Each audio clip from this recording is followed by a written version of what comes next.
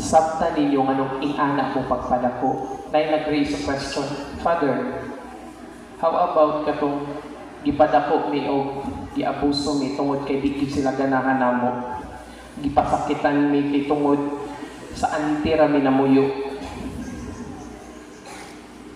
Gipangutana siya ni Padre, tanaw nimo maseminarista ka kung isundog nimo sila? Di siya dili. And then ingon siya, ni follow up si Father, pahimo ba kang ikaw karon kung wala ka nagkatod silang binuhatan? Hindi siya dili. That's the point.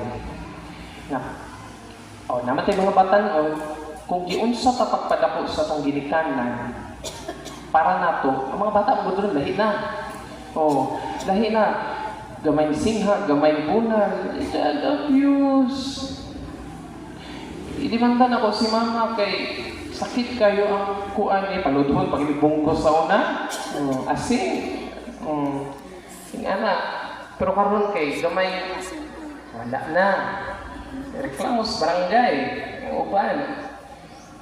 Pero di na to siya mabasog kay mo pag-raise po sa ilaha ng anak or nagnamaan na po ila karon nga panahon nga na sila'y rights. Kaya ko ni buhaton sa kong ginikanan kung maging ani siya sa kuha.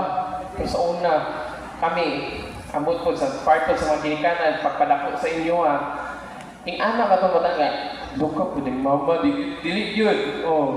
Kulang na lang si mama na ngayon magkuhan sa mo dito kay di ka mo lihok o walay permission. Yung anak.